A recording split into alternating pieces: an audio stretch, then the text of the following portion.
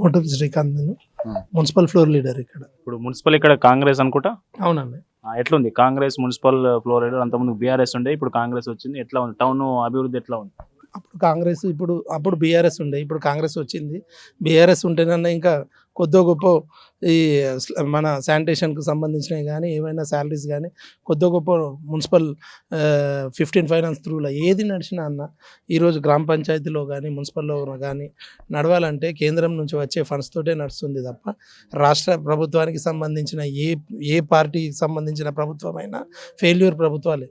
ఈరోజు టీఆర్ఎస్ ప్రభుత్వం ఉన్న 9 ఏళ్ళు వాళ్ళు నిర్విరామంగా వాళ్ళు మోసం చేయడానికి కాళేశ్వరం అనే ప్రాజెక్టు పెట్టుకొని వాళ్ళు కథం పట్టించారు.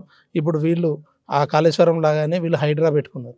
హైడ్రా పెట్టుకొని వీళ్ళు ఒక సొంత ఎజెండా పెట్టుకొని దాంట్లో పర్సనల్ డబ్బుల కోసం పెట్టుకున్న ఈ హైడ్రా అనేది ఒక డ్రామాని ఏదైతే ఇప్పుడు 1 ఇయర్ సందర్భంగా వీళ్ళు సంబరాలు చేసుకుంటున్నారు. ప్రతి గ్రామంలో, ప్రతి మున్సిపల్లో, ప్రతి దగ్గర లైట్లు వేసుకొని సంబరాలు చేసుకోవడానికి కొద్దిగా సిగ్గు ఉండాలి వాళ్ళకు. ఎందుకంటే అన్న ఇప్పుడు ఆసరా పెన్షన్ అని చెప్పారు. 2000 ఆసరా పెన్షన్ 4000 చేస్తామన్నారు.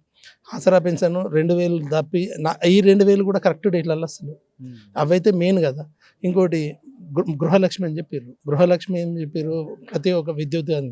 వీళ్ళు ఎప్పుడైతే ప్రజా పాలన అని చెప్పేసి ఒక కార్యక్రమం పెట్టి అందరి దగ్గర లబ్ధిదారుల దగ్గర దరఖాస్తులు తీసుకున్నారో, ఇప్పుడు వెళ్దాం నడవండి.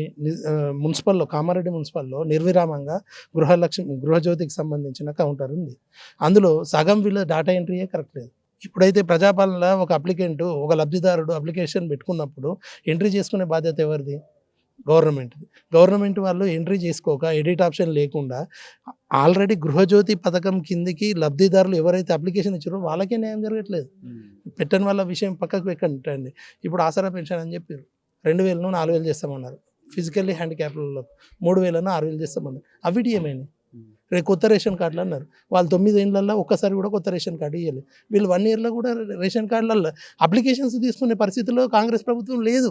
వాళ్ళు ఏ విధంగా సంబరాలు చేసుకుంటున్నారో నాకైతే అర్థం. 6 పథకాలల్లో రేషన్ కార్డు ఉంది కదా, ఆసరా పెన్షన్ ఉంది కదా, మరి ఏవైతే ఫిజికల్లీ హ్యాండిక్యాప్కి సంబంధించిన పెన్షన్ ఉంది కదా, మరి వాటికి ఎవరు సమాధానం చెప్తారు? ఇప్పుడు ఆర్టీసీలో మహాలక్ష్మి అని చెప్పేసి, ఆర్టీసీ అని చెప్పేసి వాళ్ళు పెట్టారు. ఒకసారి వెళ్దాం నడవండి. మీరు ప్రెస్ వాళ్ళు మీరు మాతోటి రండి, మేము కూడా వస్తాము. పల్లె వెలుగు బస్సులలో మహిళలకు ఫ్రీ పెడుతున్నారు. మరి పైన బస్సులకు ఎందుకు పెట్టారు? మరి పల్లె వెలుగు బస్సులు ఎన్ని ఉన్నాయి? వాళ్ళకు మహిళలకు ఇబ్బంది పెట్టే పరిస్థితే తప్ప వీళ్ళు చేసిన కార్యక్రమం ఘనకార్యాలంటూ ఒక్కటి కూడా ఈ సంవత్సరంలో లేదు. వాళ్ళు ఏ విధంగా ఈ సంబరాలు జరుపుకుంటున్నారో ప్రజలు చూస్తున్నారు.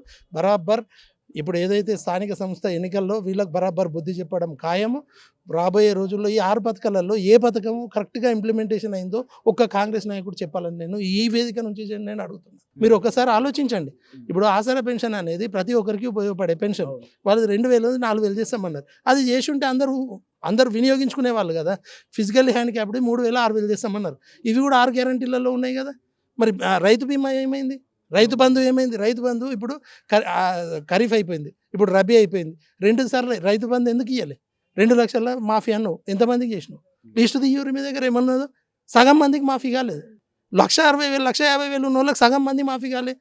బుద్ధి లేని వాళ్ళు నిన్న ప్రెస్ మీట్ పెట్టి చెప్తున్నారు మొత్తం అందరికి అయిపోయిందని. డాటా తీపిస్తాం మేము. దమ్ముంటే రమ్మను, ప్రజలలోకి రండి అన్న. ప్రజలలోకి వస్తే అర్థమవుతుంది వాళ్ళకు కూడా. నా వార్డులో 1800 మంది ఓటర్లు, 375 నుంచి 425 వరకు కుటుంబాలు. 425 కుటుంబాలల్లో నా వార్డుకి వస్తే, నాది 39వ వార్డు, నా వార్డుకి వస్తే 50 మందికి ఫ్రీ గ్యాస్ లేదు. గ్యాస్ ఇంప్లిమెంటేషన్ ఎక్కడుంది?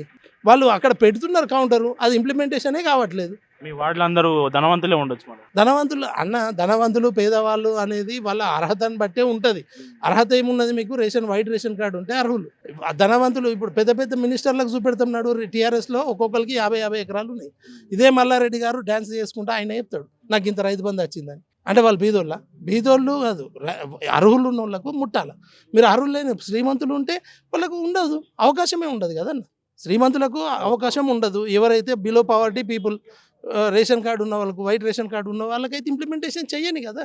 ఇప్పుడు అన్న కొత్త రేషన్ కార్డుల సంగతి ఏందన్న? 1 ఇయర్ అవుతుందన్న. ఎందుకన్నా వీళ్ళ సంబరాలు? ఓల కోసం వీళ్ళ సంబరాలు తినడానికి. మేము తింటున్నాం, మంచిగా మెక్కినాం. ఏడాది నుంచి టీఆర్ఎస్ వాళ్ళు మెక్కుడు బంద్ అయింది, మా మెక్కుడు చాలా అయిందని సంబరాలు చేసుకుంటున్నారు వీళ్ళు. ప్రజలు గ్రహిస్తురన్న ఎవరు పిచ్చోళ్ళు కాదు. పాతకాలం పోయింది. వీళ్ళు ఏదో డబ్బులతోటి మందుతోటి మళ్ళా స్థానిక ఎలక్షన్లలో గెలుద్దాం అనుకుంటారు. ఎవ్వరు ఊకోరు.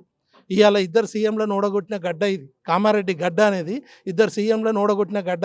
వట్టిగా ఏమి ఊకోరన్నా, రాబోయే రోజుల్లో బరాబర్ స్థానిక సంస్థ ఎలక్షన్లలో ప్రజలు కంపల్సరీ ఈ ప్రభుత్వానికి బుద్ధి చెప్తారు. స్థానిక సంస్థ ఎన్నికల్లోనే వీళ్ళ బండారం అంతా బయటపడుతుంది.